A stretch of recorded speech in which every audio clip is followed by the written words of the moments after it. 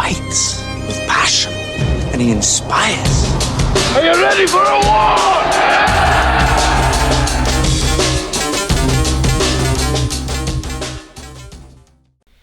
All right, welcome back to From 8 Arbitration. And I'm going to have to do 2 episodes. I've screwed this thing up and had to delete a long episode, which is not making me happy. But I'm going to do one today, cover just a few things, and tomorrow I'm going to do Publication 552. I've got to get that out there.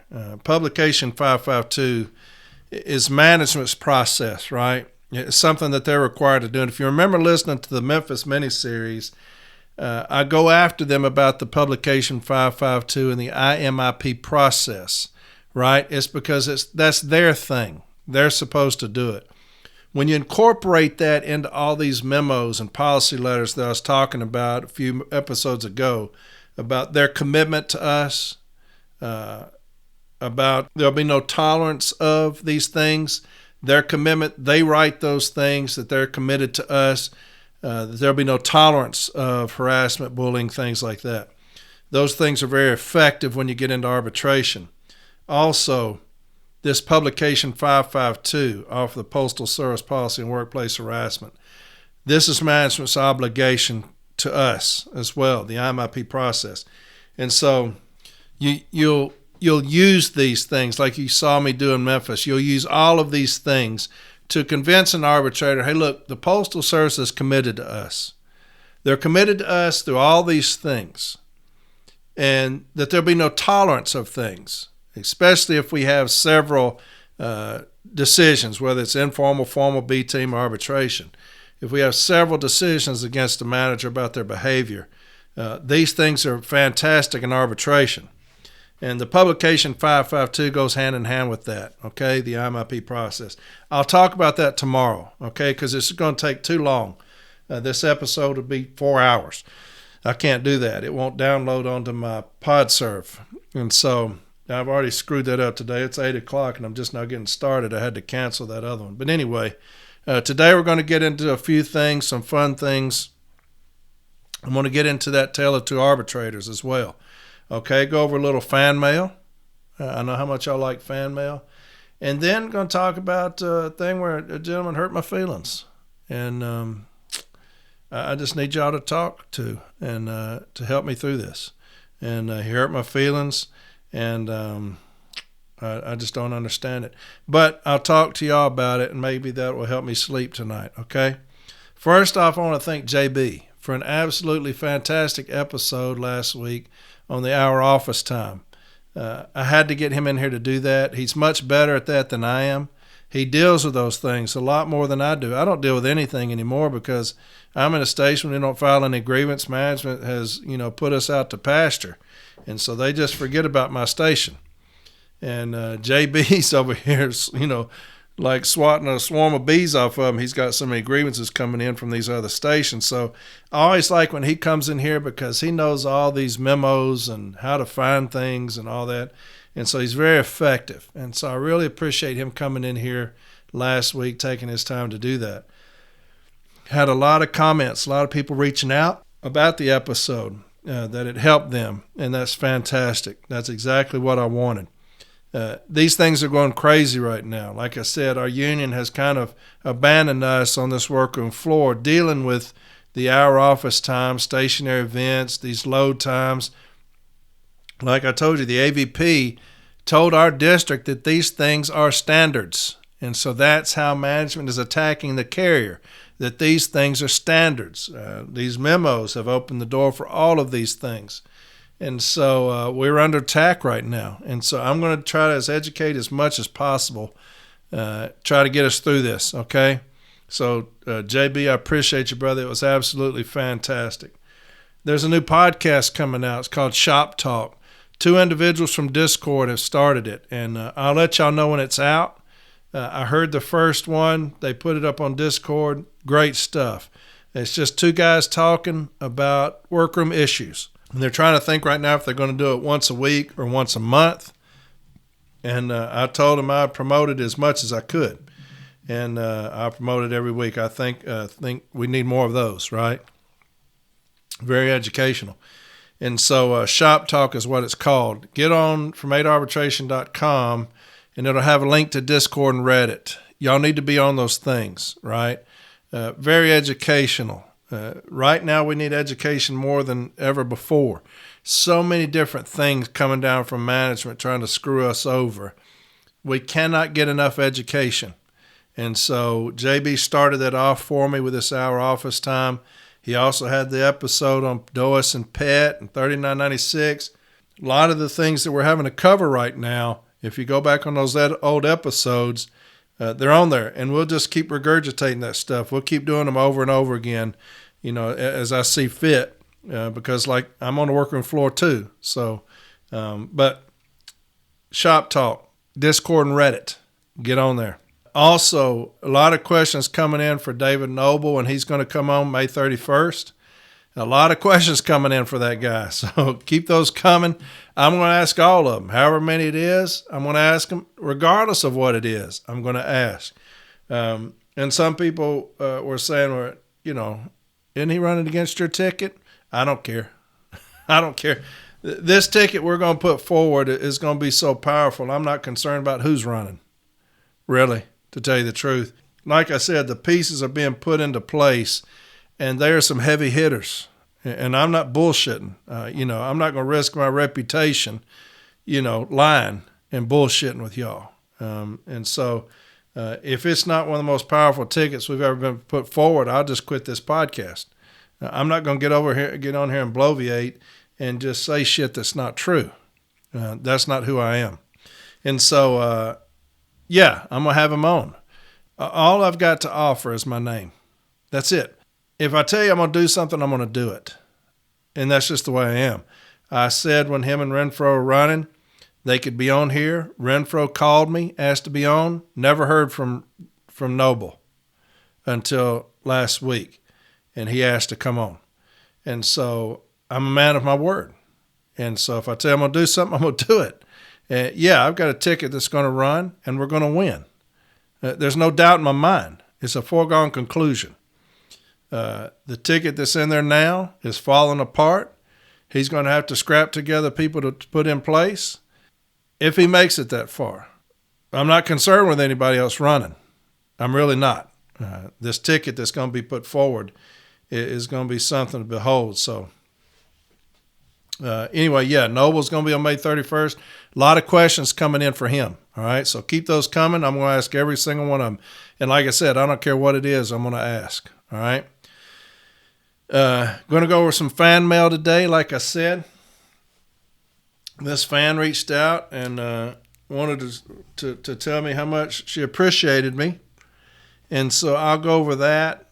I'll go over my feelings getting hurt and go over a couple other things, and I'll be done with it. And then tomorrow I'll come back with publication 552. Very educational. Make sure you pay attention to publication 552. Because what we have now is management coming after us off of things that were completely made up. This hour office time, it's not based off of anything. It's not based off of projections or DOS or PET. It's just something they made up.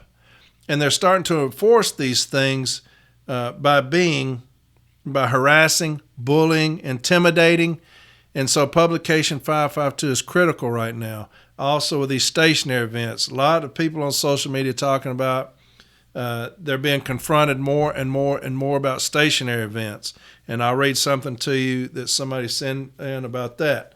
Also, these 22-minute load times that they're saying now are standards because those times were put on memos. And so a lot of bullying and harassing and intimidating going on. And I'm going to tell you the importance of publication 552 tomorrow, okay? So let's get into some fan mail. And this fan reached out, and she was talking about the episode I had when I was talking about the Band of Brothers, right? And this is what she said, and this is one of my top fans, and this is what she said. She said, "Did you just really say the words, 'both of them are dykes,' on your newest podcast episode? You mean to tell me you're making a gay slur about someone? Do you understand that just because someone is gay or even a lesbian doesn't mean they're an idiot within the union?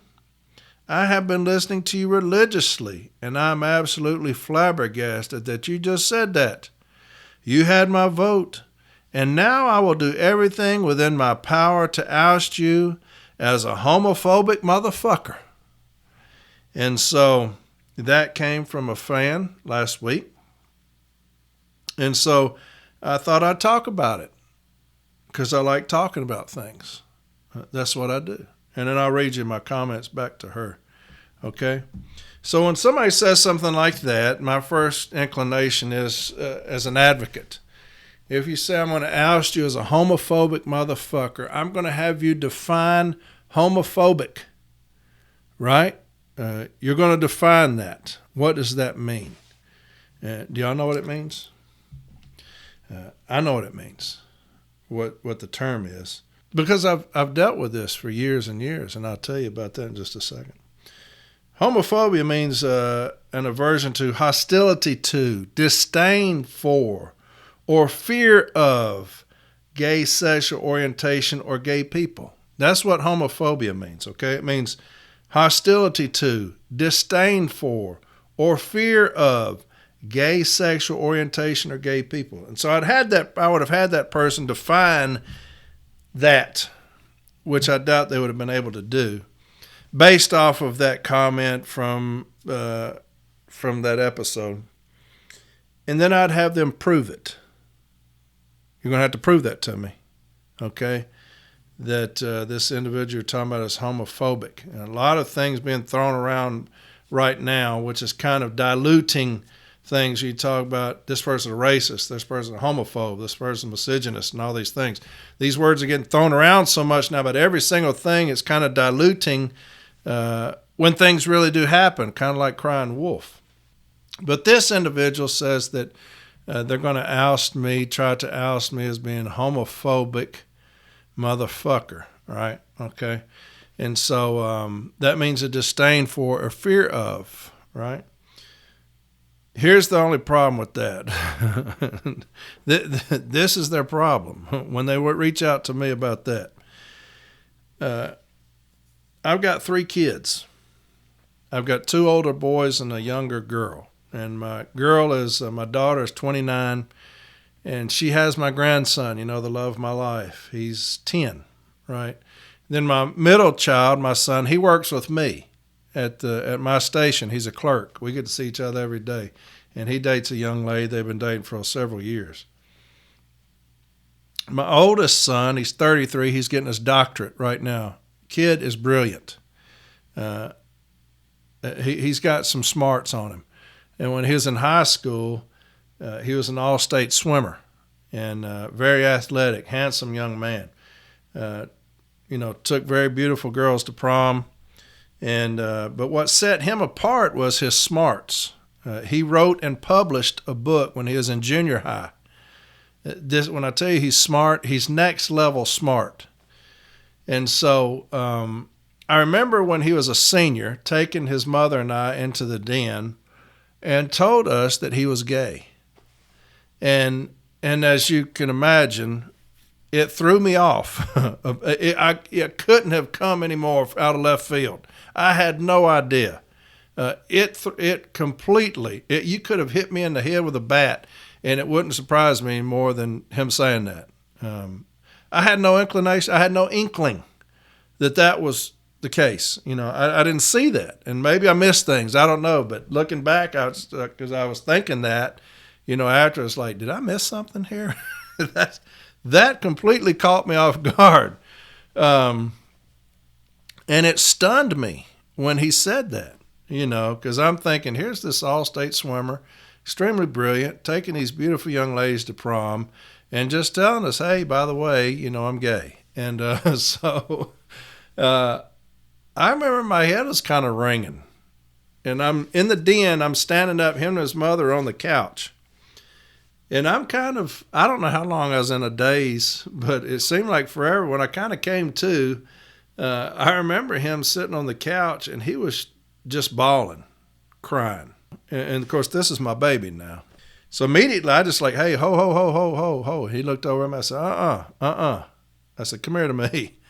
And he stands up, and athletic kid. And he's a little bit shorter than me. And I said, come here to me. And he walked over to me. And I remember putting my arms around him. And he was just crying. He just put his head into my chest, and just tears just drenched my shirt. And I said, baby, look here. I said, do not do that. I said, why are you crying? I just didn't want to hurt y'all, And he just kept saying that. I just don't want y'all to be disappointed in me. And I'm thinking to myself, how long has he been living with this, afraid to tell me, afraid to tell his mother? And that hurt me more than anything, thinking of, how many nights he lay in bed thinking, I just need to tell him. Tomorrow I'm going to tell him. I'm just going to tell him. How long did that go on? Did it a year, 2 years?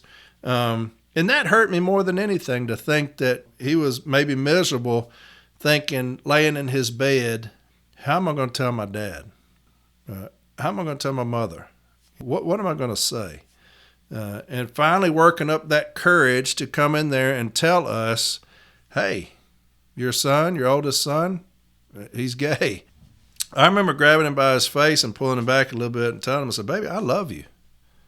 I love you with everything in me, and this does not change a thing. And I wanted him to know that. This does not change a thing. This is not change how I feel about you. It kind of changed some plans, I had, but that's life. And so I remember that happening just like it was yesterday, and just holding him and reassuring him that, look, I love you. With everything in me, I love you. And in this podcast, I believe that I've gone out of my way to say, when I talk about loving us, loving each other, and I say, no matter what color you are, no matter what you call yourself, no matter who you're married to, no matter who you're dating, I'm not talking about myself. I'm not talking about myself or people like me when I say that. Surely that's obvious to y'all, right? I mean, this doesn't come as a surprise when I say that. Who you're married to, I'm not talking about male and female. Whoever you're married to, whoever you're dating, whatever you call yourself, gay, lesbian, whatever. I don't concern myself with that. It's none of my business what you do and how you do it. I love everybody. And I think I've made that quite clear on here when I talk about those things. Now, when I said that in that episode, I started laughing because I realized how it came out. But how you take that, that's not on me. If you get offended by something, that's not on me. That's on you. That's how you chose to hear that and chose to use that like that. I didn't intend it that way. So that's not on me. But and my baby, he's doing great. Like I say, he's 33 now and he's getting his doctorate. And I've had him all the way up through there. Whenever he comes into town, we always go eat sushi and we go to a movie. And he'll fill me on everything going on in his life. And everybody loves him. My 3 kids are thick as thieves. And they know. And so they love each other unconditionally. And that's how we have to be as a unit. We got to love each other unconditionally. So I thought it funny that this person said they're going to oust me as a homophobic motherfucker because you have no idea who I am. To tell you the truth, you have no idea who I am or what I've been through, right? So when you talk about homophobia, it means fear of. I don't fear that. I love it. That's my son, right? When you're talking about disdain for, don't disdain for that. That's my baby. That's my son. And I couldn't be prouder of him. I couldn't be happier to have him as my son. Right? When you talk about hostility too, if I saw anybody being hostile to my son, I would be one treacherous motherfucker, let me tell you. So, when you step at me saying that I'm going to oust you as a homophobic motherfucker, you have no idea who I am or what you're talking about. And I just told them about that. I said, hey, my son's this. And they're like, well, your son's a male gay. I'm a female.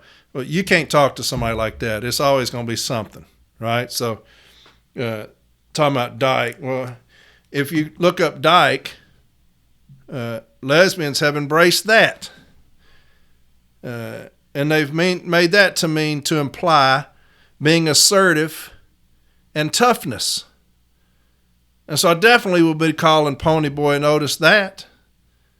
I wouldn't be saying that they're assertive and tough. I say they're the exact opposite. So that wouldn't apply anyway. Talking about dykes, if that's how you want to perceive it. You need to learn what that word means. So I don't normally entertain things like that. I get a lot of these. I've been called, said I've been mansplaining. Had an individual say I was mansplaining because I go over things and explain them. They're like, well, you're talking to me, like I don't know. Well, that's what educating is. If you already know what it is, then I'm not talking to you. So I've got it all. Trust me on these things here. I will not change for anybody. I will not change who I am for anybody. I've dealt with all of it. There's nothing you can come at me with that I've not dealt with before, either here or at the jail, right? But yeah, when you say I'm a homophobic motherfucker, you got the wrong one here. Trust me, I've lived it, right? I've lived that life, and I'm a proud dad of a gay son. And so if that chaps your ass, fuck off. That's all I can tell you. But I love that boy more than life itself, and he knows it. And I tell him all the damn time how proud I am of him, and that I love him more than anything that's ever walked on this earth. Right? Right. So there's my fan mail for the week. Hope y'all like that. But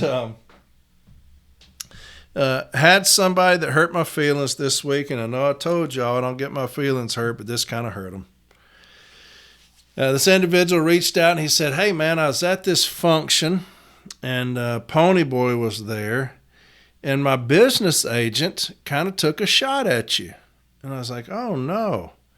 I said, what happened?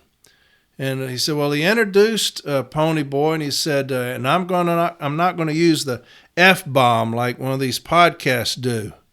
I was like, oh, mercy. He said, then he said it was, he believed it was called from D to dumbass. And I was like, oh, shit. Which is quite clever, D to dumbass. But I thought that from A to Arbitration was a pretty good name, you know? You're talking about from A, informal, all the way up to arbitration and what's in between. And doggone, if the dude this business agent didn't say from D to dumbass, obviously he's not impressed. Not impressed with the podcast. I'm not going to name him. I don't do that. I'm not going to name him. I'll call him Frodo from Lord of the Rings. I'll call him Frodo. Nothing against hobbits. Okay, so if there are any hobbits out there, I'm not saying anything negative about y'all. All right? It's just this guy looks like a hobbit. And so when I asked who it was, he told me. I was like, I got you. There are 3 business agents that I get the most complaints about, and I get hundreds and hundreds of complaints. Frodo's one of them, right? And so this person's like, were you mad? And I say, I'm not mad. If you saw him, I mean, he's like a little baby, just a chubby little, you just want to pinch his cheeks when you see him, just a cute little fella. You want to pick him up, kind of cradle him, so I can't be mad at somebody like that. So, but somebody said that Frodo had to get on Pony Boy's shoulders to reach the microphone. I did not believe that. I don't think that happened. I think that somebody's just making that up. That he couldn't reach the microphone, so he had to get on Pony Boy's shoulders. I don't believe that. So whoever said that, I think that you're probably not being truthful. But yeah, so that kind of hurt my feelings, and I wanted to tell y'all about it because I don't like getting my feelings hurt, you know? And so, yeah, Frodo done come out on me saying from D to dumbass, which is pretty clever if you ask me. But I can't be mad at that little guy, man. You just, like I said, you just want to pick him up and pinch his little cheeks. And but Yeah. I told y'all that they're going to come out of the woodwork right now. The enablers and the good old boys. And this is one of them. I've heard this name quite often in that clique as one of the enablers. And there's others from other regions that are getting involved now because they feel the heat. And this ticket's going to come in and going to replace them. We're going to have people run against this guy. He will lose. We're going to have somebody very powerful run against Frodo. He will lose. And those of that ilk are going to lose. We're going to have people that are going to run against them, and they will win. And we'll make sure of it, right? Just like people are saying, why are you having David Noble on? He's running against your ticket. I don't care who runs against this ticket. This ticket's going to win. And when you hear the ticket, you'll know what I'm talking about. I don't bloviate. I don't get on here and talk shit. Look, all I have is my name. That's it. And once I lose that, I lose respect for anything that I've ever done or anything that I might do. So all I have is my name. And so I'm not going to get on here and lie to y'all and tell y'all something's coming and just making that shit up. You'll never listen to me again. Yeah, I'm going to have David Noble on. There are a lot of questions coming in. If you get on Reddit and Discord and from arbitration.com, there are places for you to ask questions. People are texting me questions. People are getting on Facebook Messenger and messaging me questions. And so a lot of people have questions because the one thing that's been constant with Mr. Noble is he's never had answers. His only answers will be, look at what they've done or look at what they're doing. He doesn't have any answers. And so hopefully we'll get some answers out of him finally. But yeah, I don't care to have anybody on that's running against this ticket because this ticket is going to be overwhelming.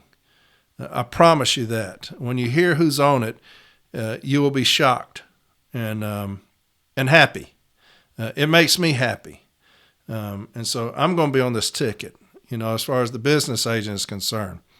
And we're going to get rid of the good old boys. And we're changing the face of the NALC and the direction of the NALC.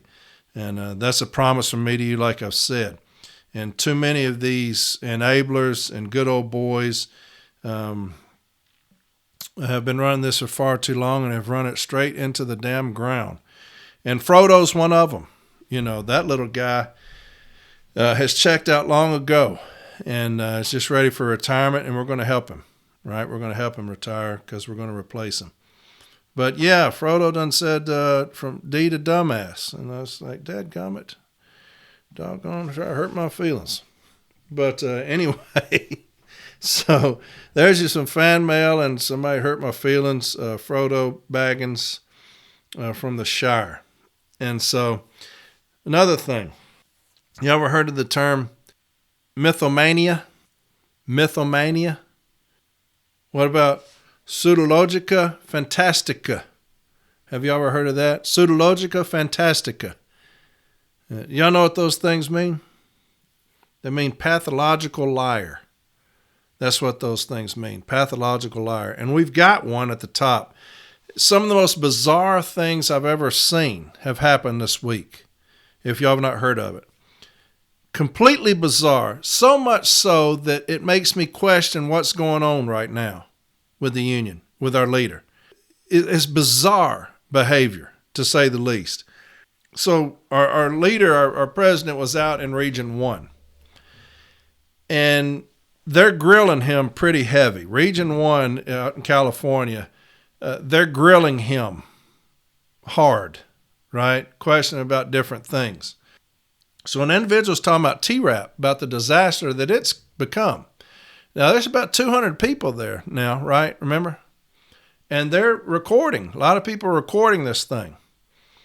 And so Renfro tells them, I'm not going to renew TRAP. It won't be renewed, and it won't be in the contract. And so, I think some of them are even clapping. I don't remember, but so it immediately gets out on social media that Renfro has told them out there that these memos will not be renewed, and because some districts are just not getting it or having difficulty, and that it will not be in the new contract. And so social media just gets on fire with this, right? The very next day, he's in New York talking to Buffalo, I believe it is. And he says, that's completely untrue. I never said it. That is bizarre behavior, to say the least. To say one day, tell a group of 200, I'm not renewing the memos. We're not renewing TRAP. And it's not going to be in the contract. Somebody reached out to Barner and said, hey, man, did you know that? And he's like, this is the first I'm hearing of it. So you're like, what is the deal here? But here's an email from someone at National, and it says, this is the next day. I'm hearing that there are a lot of miscommunications going around the country about the end of TRAP. I do not want our DLTs, REITs, and Cortex thinking that it is over and they are going back to carrying mail. Negotiations concerning TRAP are continuing with USPS, and our team members should continue on with completing evaluations and adjustments. Any updates on changes to the TRAP will be put out to the field once decisions are made. Please pass this along to our team members in the field so we can cut off any rumors that might impact the process. So they're having to come in from National saying, hey, that's miscommunication and a rumor. Something that 200 people heard and have, I believe, some have even videotaped it or audio taped it. That is bizarre. And it makes you question what is going on right now with our leader. Somebody else wrote me and said, hey, I questioned Mr. Renfro, and I asked him about the verbal agreement that he and Paul Barner made with the USPS that requires Step B to remand cases at Formal A when management doesn't have their contentions. Now, y'all remember when I read that letter from somebody in New York where they told them, Barner told them, in with labor. If a case file comes up to the DRT minus management's contentions, you'll remand it back, or you'll get in a Zoom call asking them why their contentions are not there. This person even said, are you going to give that same benefit to the union when you say that our case file is lacking something? I had that episode on it. If our case file is lacking something, are you going to say, hey, we're going to remand this back because y'all didn't put the ODL in there? Because y'all didn't put clock rings in there? Because y'all didn't put discipline in there? Are you going to give us the same benefit? Remember, there was a big rigmarole amongst the DRT where every one of them are saying that Barner is telling them that if management fails to include their contentions, they'll remand it back or have a Zoom meeting and give management an opportunity to explain why their contentions aren't in the file. That was said. That was 100% said that way. Too many B team members have sent me that. I bet 20 B team members have sent me that from across this country, at least 20, saying that is exactly what was said. Barner and his labor counterpart were telling members, DRT members, if the case comes up without management's contentions, remand it back or have a Zoom meeting. Right? Y'all remember that episode? That was said. 100% it was said. That letter I read to y'all where that president was pissed, saying, why would you do that? Why would you say remand it back or give them another opportunity, another bite at the apple? Why would you do that? This person said, I questioned Renfro about the verbal agreement that he and Paul Barner made with the USPS that requires Step B to remand cases at Formal A when management doesn't have their contention. His answer was, that is false, sister. Then he was just talking up his ass and stating that those cases that was remanded was not met at Formal A from both parties. What is going on here? He says, that is false, sister. All the B teams have heard it. They've written me about it. And he said those cases that were stated, those cases were remanded that were not met at Formal A from both parties. That's not at all what was said. That's the reason everybody was so angry. It was talked about management's failing to put in contentions, not both parties. What is happening? up there at National right now with our leaders. This is bizarre behavior at best. You have him saying one day, I'm doing away with TRAP. I'm not going to renew the memos. It's not going to be in the contract. The very next day, I never said that. Somebody from National saying that was a rumor. Miscommunication. Barnard telling everybody with labor, hey, if management doesn't have their contentions in there, remand it back or have a Zoom meeting. Renfro saying, that's not true, sister. What? What is going on right now? Really, seriously, at the top. And here's the problem. I don't trust y'all to tell us. Y'all didn't tell us for years what was going on as far as alcoholism.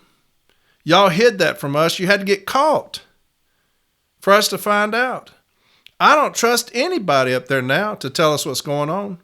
You're fixing to see the biggest swept under the rug thing you've ever seen in your life with this vote. There's no accountability up there. They're fixing to sweep all this under the rug like it never happened. How do I know that it's not still going on? How do I know that y'all are not going to hide that? We've got problems, man. Big problems. We got somebody who can't tell the truth from one day to the next. And this tells somebody who heard something. I never said that. That's mythomania. That's pseudologica fantastica. Pathological liar. The evidence is against him as far as telling the truth. This whole Weir report, he refused to tell the truth. The entire Weir report was one big lie by him. One after another, after another, after another. So the evidence is clear who it is that's going to be untruthful. If I was to go into arbitration, I could very easily convince an arbitrator, this person here has an issue with their integrity, has an issue with their truthfulness. Here's Exhibit A, the Weir report. Now I've got 200 people that heard this, and the next day he said that didn't happen. Now I've got all these B team members that said that Paul Barnard came out and told him this, and Mr. Renfro saying, sister, that's not true. It never happened. What is going on right now, folks, at the national level? Are they hiding something from us now? It sounds like that. It sounds like there's some stuff being hidden from us right now. That's not kosher, what's going on. I want to read something, too, that somebody put up. And this is another thing that, and this is just a random thing, but it says mandatory stand-up talk to all city carriers, supervisors, managers, and postmasters. It says MDD TR scanners use an Android operating system and operate on the same GPS system as the latest smartphones.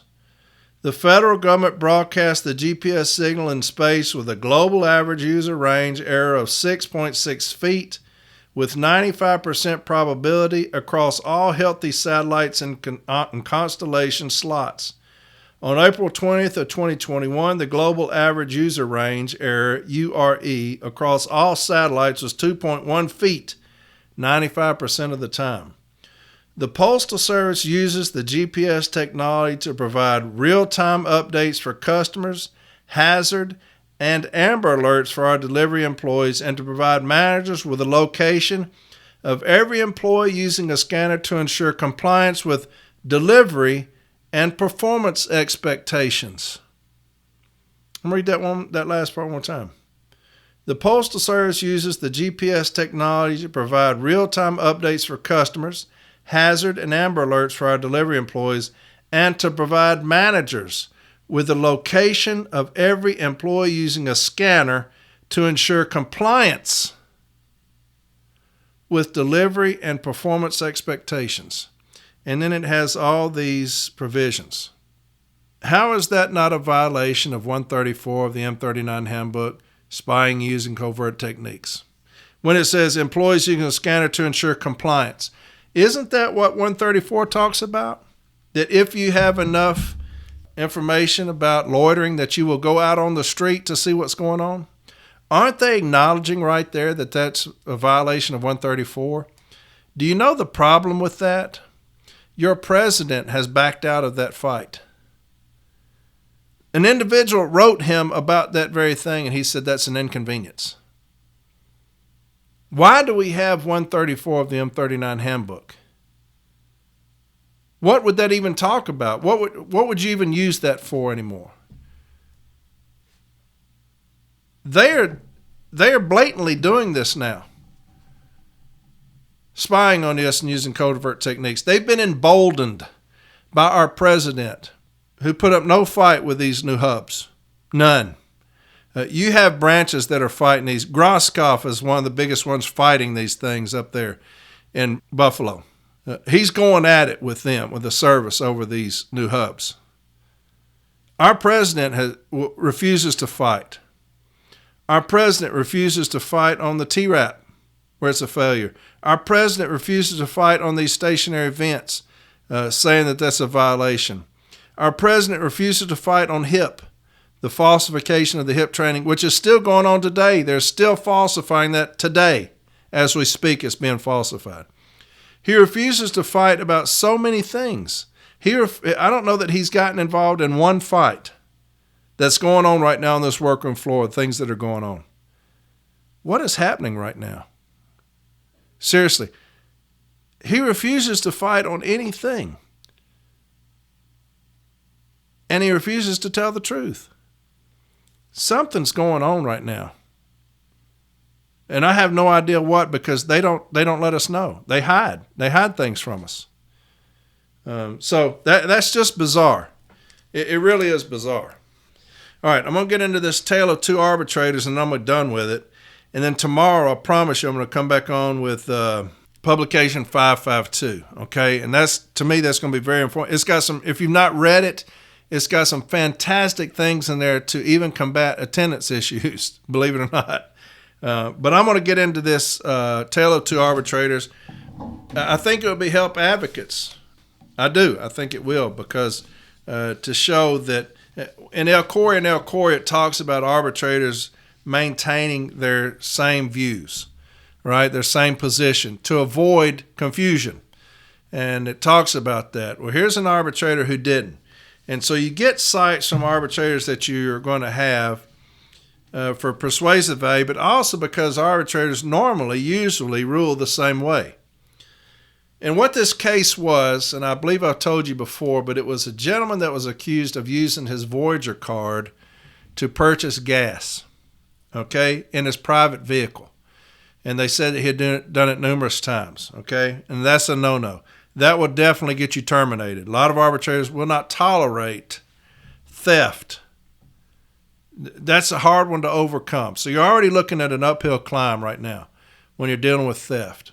Fighting, physical assault, that's another one. Inebriated, intoxication, those things, we can usually overcome those for the first few times. After that, that's an uphill climb. But physical assault, throwing away mail, theft, those are hard ones to overcome. You're going to have some major shit to overcome those, right? So we have this case. You got a video. They sent that to me. You can't tell that it's this individual.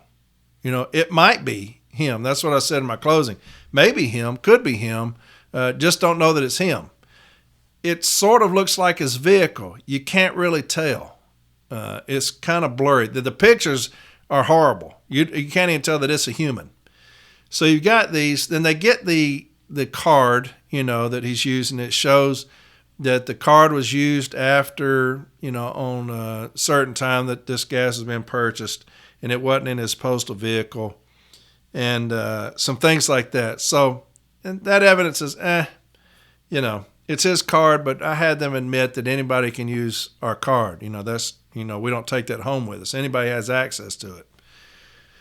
We had some damaging arguments, and a lot of these are new arguments because when I got into it, I found a lot of stuff. And so one of the biggest things was the concurrence problem that management had, and I thought that it was major. Well, it was major. And so the concurring official also participated in the investigation. She was given the initial OIG report. The OIG said that he handed her the report, showed her the video.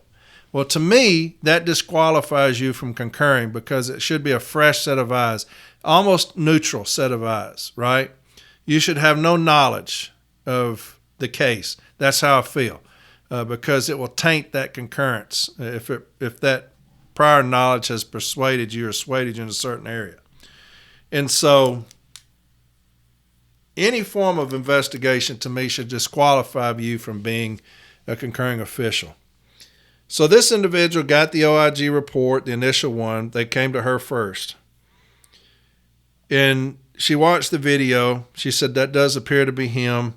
And then the OIG says that she put him off the clock on emergency placement. Then it goes on and she has a statement in there where she went to the gas station 3 times with 2 different OIG agents there was a time difference in the video, and to get a statement. And she said, I went out there the first time, we talked to this attendant. Went out there another time, we talked to the attendant. So she's actively involved in this investigation. Then she goes over with a janitor and a clerk to the guy's case to look in his drawer to see if the card's in there. So she knows well aware what's going on with this case, right? And she concurs on it. To me, that kills the discipline because you no longer have a fresh set of eyes. Not only that, she meets at the informal step A. That is a definite violation of due process, right? A definite violation of due process. But that's not all. That's not all. When you look at the investigative interview and you have the questions, you have certain provisions asked about in the investigative interview. Those are carried over to the request for appropriate action, right? So when you look at the concurrence and you say, these are the ones that were asked about in the investigative interview, the provisions asked about, they were also cited in the request for appropriate action. So when you talk to the concurring official, you say, so these that were listed on the request for appropriate action, are these the same ones that were asked about in the investigative interview? Yes. Okay, now why were those asked about? To make them aware of the rule that we're using against them. Okay, so you felt comfortable enough that they were made aware of the rule that you concurred on that. Yes. Okay. The request, the notice of removal had none of those on there. They were all completely new. And not just new, they had nothing to do with city letter carriers. One was a criminal statute. The other was AS 709, which I'd never heard of before. So I looked it up, printed it off. It's 52 pages. It dealt with managers and PCs. Had nothing to do with city letter carriers. So not only did they not ask us about them in the investigative interview, not only were they not concurred on in the concurrence, they were completely new and didn't even pertain to city letter carriers. That's a major argument right there. Then you look at the request for appropriate action.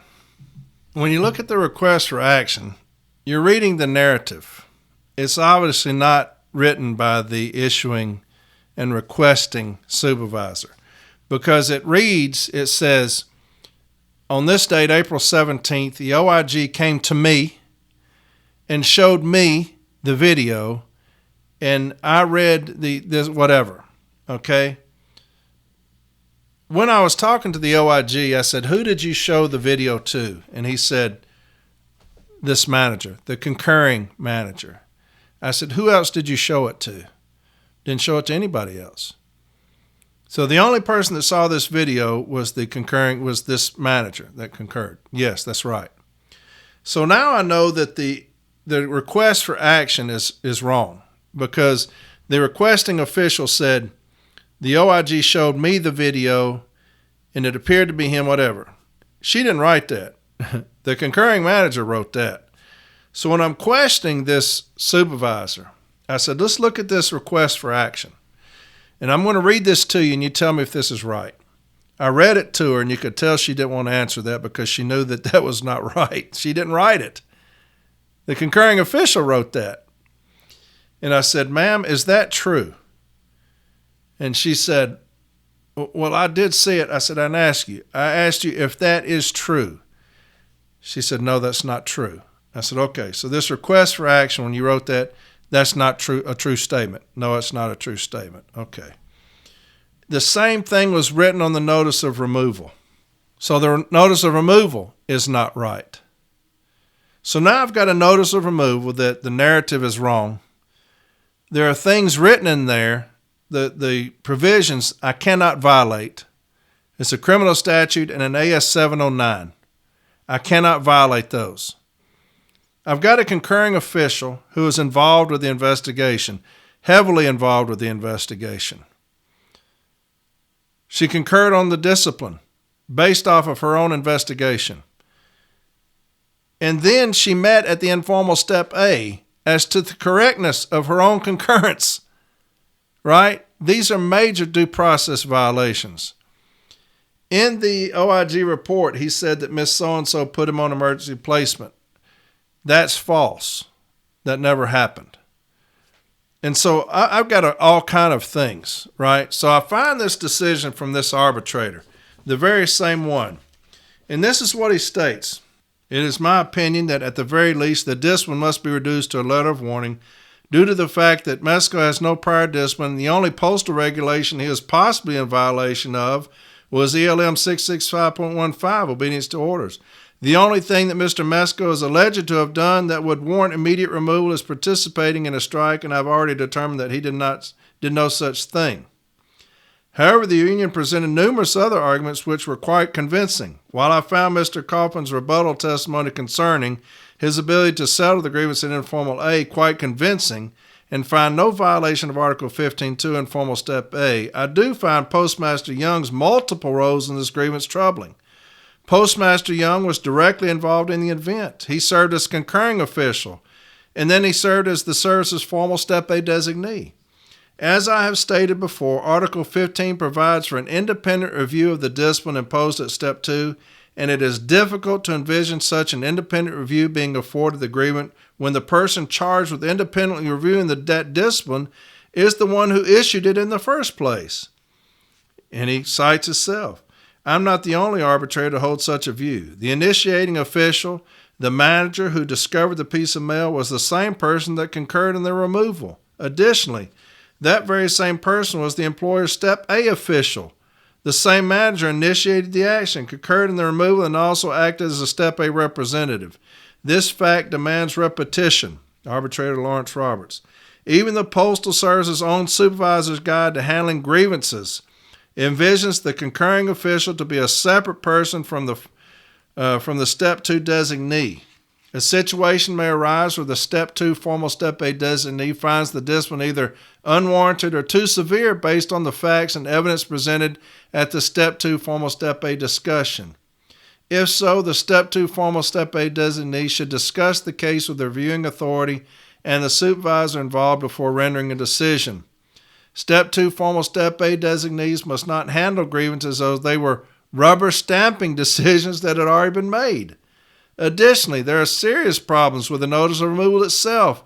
It charges the grievant with unsatisfactory performance. ELM 375.2 reads, if the supervisor determines that an employee's performance is unsatisfactory and reasonable efforts towards improving performance to a satisfactory level have not been successful, effort is to be made to reassign the employee to a job that the employee can be expected to perform satisfactorily. If there is no such job available and if disciplinary action must be taken, the appropriate adverse action procedure is followed. This is quite clearly a regulation designed to correct employees' behavior, and yet it is used here in this notice of removal to remove an employee with no prior discipline and where there is no evidence of unsatisfactory performance. Making matters worse is the fact that the grievant was never questioned about this charge at his PDI, yet was charged with it in this notice of removal. Now remember that. He takes that into consideration here. Every charge that was put on the notice of removal, not one of those was asked about in the investigative interview, and not one of those pertained to city letter carriers. So I think I've got it in the bag here. So he addresses the two most powerful arguments I've got. He clearly knows that the concurring official must not participate in any of the steps, right? That's a rubber stamping. How are you going to be the judge on your own charge, right? That's like having the police officers on the jury. Here's the concurring official that was heavily involved in the investigative interview or the investigation. And then she sat in judgment of that concurrence. That's the ultimate in rubber stamping. So he got it. He has it, right? When you look at that, it's clear. Listen to how he gets out of that in this case. I'm going to read it to you. So he's got a very clear opinion just a year ago about there needs to be two different people handling the concurrence and meeting at the informal formal. There has to be that fresh set of eyes. And also how you cannot have, they charged him with something that they ever questioned him about, right? Listen to how he gets out of that in this case. And this is his opinion. Now, you heard all the things that we found, right? Now, listen to what he says.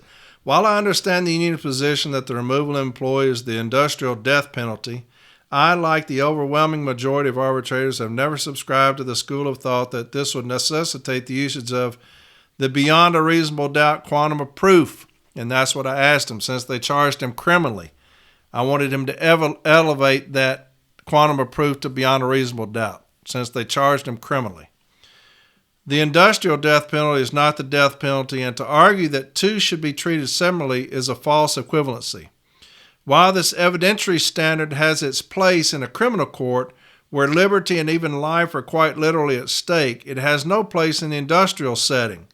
This is not a criminal proceeding, and as such, the loftiest evidentiary standard in all of American jurisprudence is not applicable.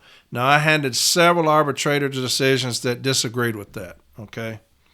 That said, because the grievant has been essentially charged with fraud, it is appropriate to hold management to a higher standard than a mere preponderance of the evidence. So he did give me that. As such, it is my opinion that in order for the removal to be upheld, management must show by clear and convincing evidence that it had just cause to issue the notice of removal. In this case before me, the evidence that the grievant acted as charged certainly meets that standard. There is video footage of the grievant filling up his postal vehicle. There is video footage of that same person filling up a silver Toyota Corolla 21 minutes later. The person in the video certainly appears to be the grievant, and he even admitted during the investigative interview that it looked like him. The record reflects that the grievant's POV is a silver Toyota Corolla. Beyond that, records of Mr. So-and-so's Voyager card usage substantiate the service's claim that it was he who was getting gas in those videos and that he used postal funds to do so. And so, on that one hand, we have a postal employee who very much looks like this individual filling up a car that very much looks like this individual and paying for it with what is unquestionably this person's Voyager card. On the other hand, while the union put forth some strong arguments concerning the manner in which management issued the discipline, their arguments concerning whether or not this individual actually acted as charged are largely suppositions. Management can't prove that it was him due to the quality of the video, so maybe it wasn't. Management can't prove that it was his car because you can't see a license plate, so maybe it wasn't. Management can't prove it was another carrier who had taken the grievance Voyager card, so maybe it wasn't. These arguments did not overcome the forceful evidence gathered by the OIG and submitted to management. Furthermore, the grievant was afforded an opportunity in his investigative interview to provide an explanation or exculpatory evidence, and he failed to do so. He was asked if he had anything else to add and stated the postal vehicles get too hot. Having been born and raised in Alabama myself, I have no doubt that the vehicles get extremely hot in Montgomery in August, but absent evidence that this individual was suffering from heat exhaustion when he made his purchase, the grievance claim is irrelevant to the issue at hand.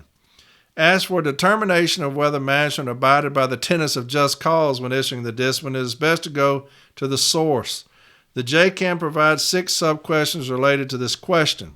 The parties are, of course, well versed in these. They are also quite aware of the fact that all 6 questions must be answered in the affirmative in order for just cause to exist. Failure to meet even one of these principles will result in the grievance being sustained. The first question is there a rule? Can easily be answered in the affirmative. While the union correctly points out that one of the rules cited in the notice of removal does not apply to this individual, this does not negate the fact that his actions violated numerous other cited rules. That's not true. The only rule cited was a criminal statute and AS 709. So how is that right? When he says this does not negate the fact that his actions violated numerous other cited rules. Completely untrue. Whether the employee was aware of the rule is part and parcel to the inquiry, but as much may be presumed here. As the JCAM states, certain standards of conduct are normally expected in the industrial environment, and it is assumed by arbitrators that employees should be aware of these standards. The conduct of this individual, credit card fraud theft, certainly fits into this category.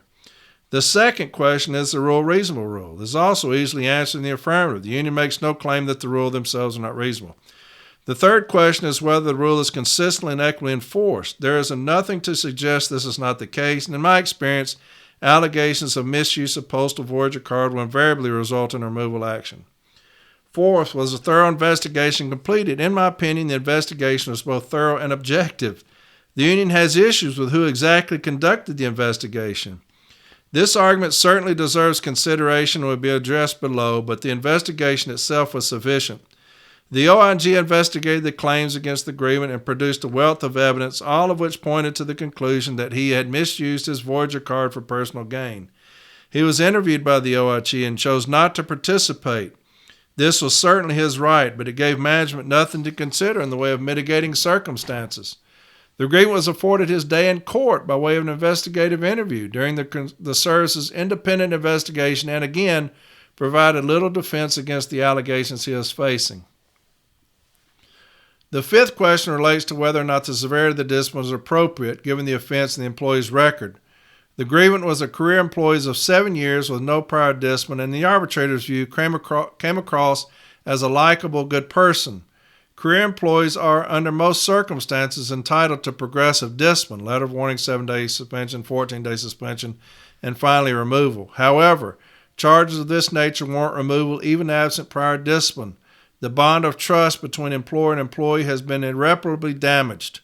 There are certain offenses that can lead to immediate removal: violence, threats of violence, excessive AWOL, and unauthorized use of Voyager card is one of them. The final question is whether discipline was taken in a timely manner. The notice of removal was issued just a little over a month after the misconduct. This is a reasonable amount of time, especially considering management had to wait on the OIG report, review the video footage, and conduct an investigative interview, which was apparently rescheduled numerous times. In my opinion, the service has satisfactorily met the tenets of just cause. The union makes another argument, however, which must be considered. They claim that the discipline did not receive a proper concurrence, but it was actually the concurring official who led the investigation rather than the issuing official. In short, this manager conducted the investigation, instructed Supervisor Turner to issue the discipline, and then concurred with a decision that she had already made for her subordinate. To make matters worse, this manager made ineffective the grievance process by meeting at informal Step A and to sit in judgment of her own discipline. National Arbitrator Eisen addressed what is and not permissible with regard to review and concurrence. Arbitrator Eisen, 2002, this decision is noteworthy, not just as the fact that it is a national decision binding on our regional arbitrators, but also because Arbitrator Eisen painstakingly sets out what is and is not allowed. Most notable for our purpose in this ruling that Article 16.8 has been violated, where the higher authority instructs the issuing supervisor to impose discipline or whether the two make a joint decision rather than the two separate decisions. It is not violated, however, if the supervisor consults, discusses, communicates with, or jointly confers with the higher reviewing authority. The union's argument that this discipline was in fact issued by Manager Kelly is fairly convincing. Certainly it could be said that the service walked right up to the line of what is and not is permissible. The fact that the manager went to interview the gas station manager after assigning the investigation to Ms. Turner could be evidence that the decision to issue discipline was made jointly. However, it is important to note that nothing came of this interview, which is complete horseshit. It doesn't matter if anything came of the interview. She's participating in the interview. She's actively participating in the investigation of this individual.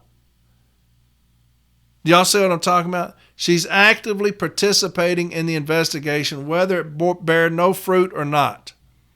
She actively participated in the investigation, and then she concurred on that. Anyway. However, it's important to note that nothing came of this interview. She sought receipts, but none were available. In other words, to the extent this manager participated in this investigation, her efforts bore no fruit. It is difficult to say there was a joint investigation, much less a joint decision, when all the evidence relied on in the issuance of removal was obtained by either the OIG or Supervisor Turner. But a violation of Article 16.8 may also arise where there is a command decision to issue discipline from a higher authority. In the instant case, the only evidence of command decision would be the peculiar wording of the request for disciplinary action. The basis for this argument rests, however, upon an assumption that the manager wrote the request based on the simple fact that it reads, Agent Henderson brought to my attention. It is a matter of record that Henderson informed Manager Kelly, who then proceeded to inform Supervisor Turner and charge her with conducting the investigation. While the fact that Turner would write that Agent Henderson informed her of the allegation is factually not true, that does not necessarily mean that Manager Kelly was ghostwriting requests for discipline. Supervisor Turner acknowledged her mistake, but credibly testified that she wrote the request and it was her own independent judgment which led to the issuance of removal. The union also argues that the manager improperly met at informal step A after concurring with the discipline. In effect, her mind was made up and the grievant never had a chance of the discipline being settled in informal A. I have in the past sustained grievances for similar arguments. However, these decisions are always very fact-dependent. In short, I hold the opinion that while a perfect world would have had 4 different individuals issuing the discipline, concurring with the discipline, meeting at the informal A, and then meeting at formal A, this is not always feasible, particularly in smaller stations where there might not be an abundance of ES employees to fill those roles, which was not true. This was a huge station. While the fact that this manager concurred with the discipline, then met at informal A, might serve as evidence that the grievance due process rights are violated, it is not conclusive evidence that they were. When I have sustained grievances on the basis of these sorts of arguments, it has been where the manager or supervisor was a witness to or a victim of the event that led to discipline, such as where a manager witnesses alleged employee misconduct, writes a statement accusing the employee of the misconduct, concurs with the discipline accusing the employee of the misconduct, and then denies the grievance at formal A. All of those things happen in this case, every single one of them. In such a case, one person fills the role of witness for the prosecution, prosecutor, and judge. There is obvious bias because the person sitting in judgment of the employee supplied evidence against that employee. Such is not the case here. Completely untrue. Questions of a single ES employee playing a role in both the issuance of discipline and the review of the discipline in this grievance process should always come down to a question of whether the dual role, in the words of Chief Justice Stone and International Shoe Company of State Washington, offends traditional notions of fair play and substantial justice. In this instant case, while it certainly would have been preferable for a different person to meet at informal step A, I cannot say that the manager's participation in this grievance rose to that level of violating the grievance due process rights or invalidating what is, in my view, warranted discipline. So he completely backtracked on his prior decision. Now, here's the problem. This concurring official was deeply involved in the investigation. She said so. She wrote a statement to that effect, that it was him. When the OIG showed her the video, it was him. In the informal Step A meeting, she refused to participate in the informal Step A meeting with our informal Step A representative. When we handed her all the things that we had, she didn't look at it. She said, "It's him. I know it's him." And that was brought out in the hearing. "I'm not going to consider anything. It's him. I know it's him." So now you have the concurring official who I asked, were you absolutely positive that he should be terminated? Absolutely he should. Did you do all this investigation yourself? I did all this investigation. Did you consider that when you concurred? Yes, I did. And then you met at the informal Step A. I did meet at the informal Step A. Were you still positive that this person was guilty? Yes, I was. And you see an arbitrator let them off the hook. One of the more blatant violations of this employee's due process rights. That's arbitration. That's arbitration. That's a tale of two arbitrators. And that's the reason we have such issues. You know, this person wanted to fire this guy. It's obvious because he overlooked his own position. And then to reword things, talking about the notice of removal had an abundance of other things. There was 3 on there. Not one of them was asked about, and not one of them pertained to it. And so that was not truthful. But when I say that arbitrations are 50-50, that's what I'm talking about. Arbitrations are always 50-50 because you don't know what's going on in this arbitrator's head. So they got away with one there. Those are arguments that will always kill discipline. And you had an arbitrator actively get out of it. And matter of fact, was not truthful in some of it. But anytime you have that concurring official that involved, it should kill the discipline. And she was adamant that he was guilty from the very beginning. Even at the OIG investigation, when they gave it to her, she said that's him.